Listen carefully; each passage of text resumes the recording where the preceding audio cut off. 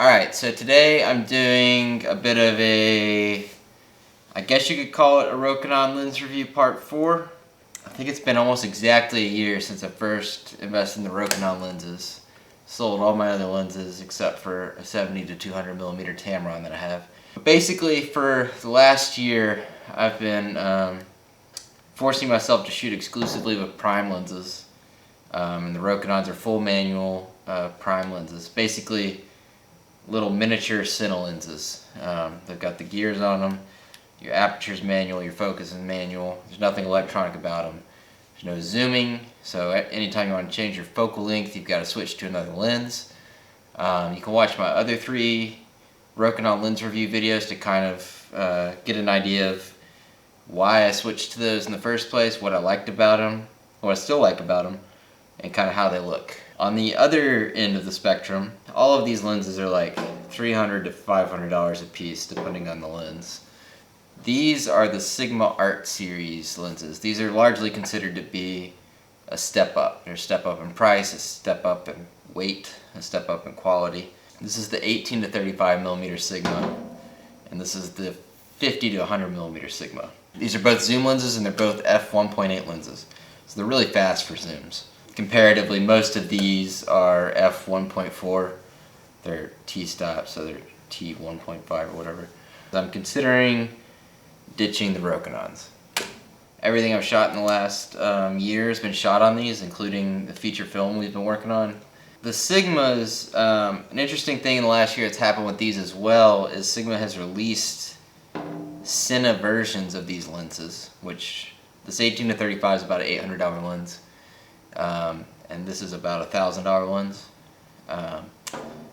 And the Cine versions basically rehouse the exact same glass, the exact same optics, give them manual aperture and gears like these lenses, but it has one more gear because they're also zooms. So you have a zoom, an aperture, and a focus on them. And they're these big, super cine houses.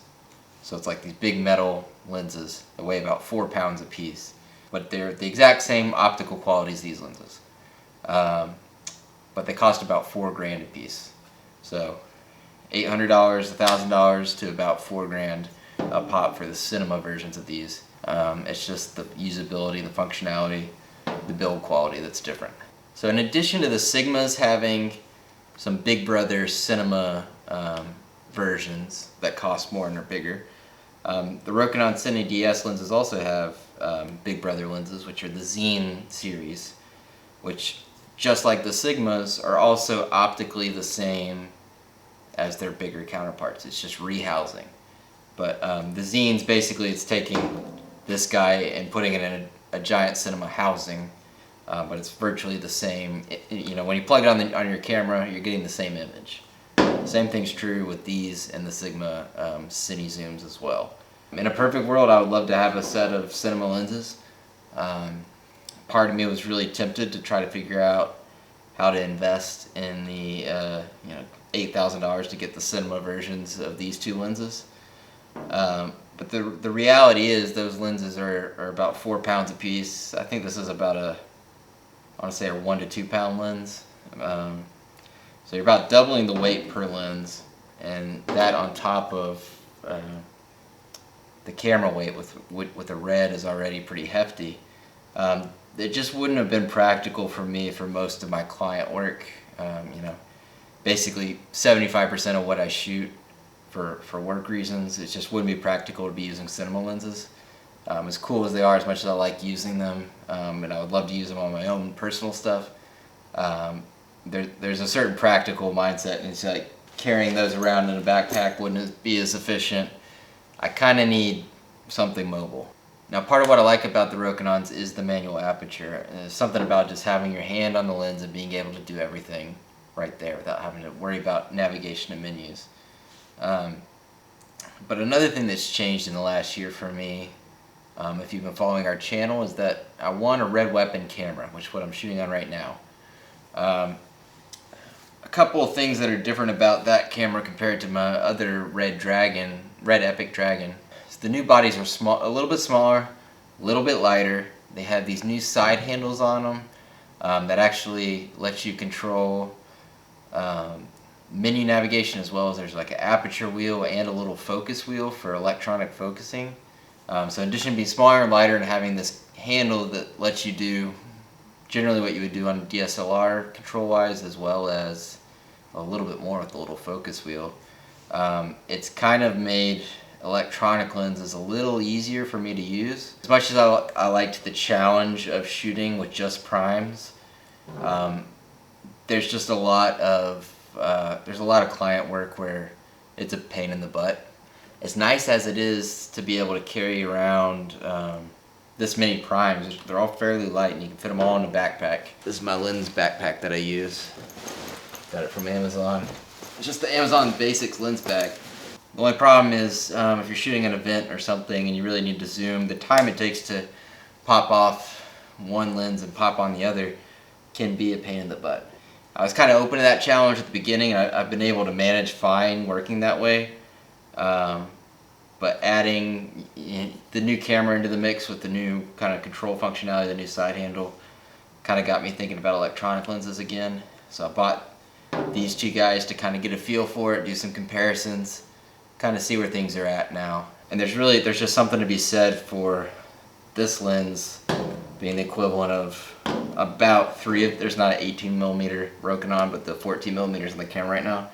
There's something to be said for this equaling 3 other lenses and being able to go 18 to 35 or 18 to 24 to 35 like that, rather than having to pop off a lens and switch to a prime each time.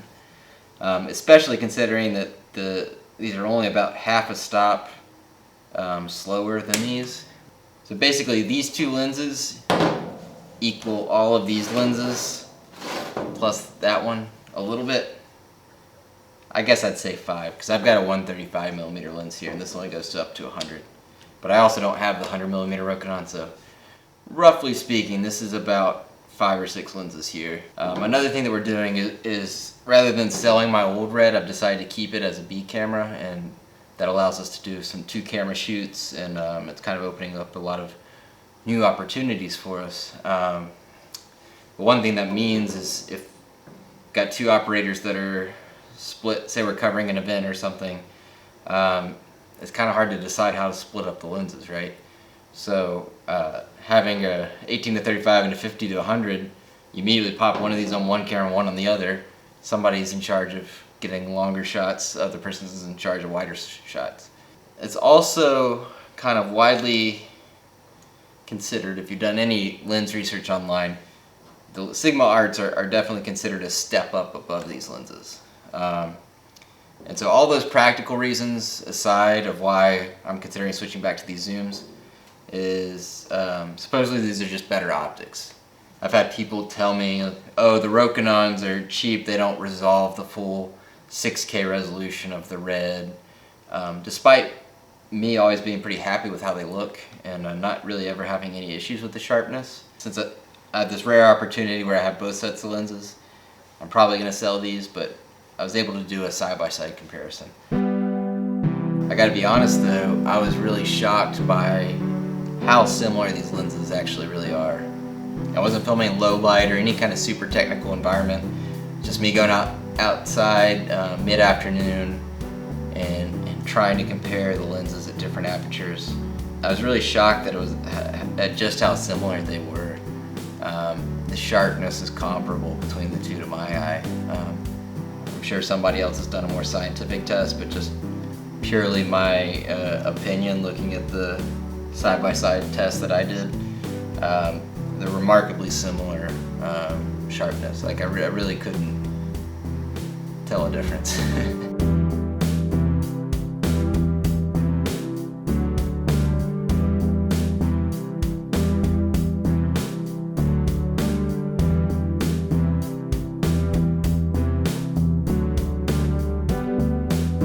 The main downside I've noticed with the Rokinons is they do have some chromatic aberration, which means that on highlights you can start to get a little bit of a purple glow around things.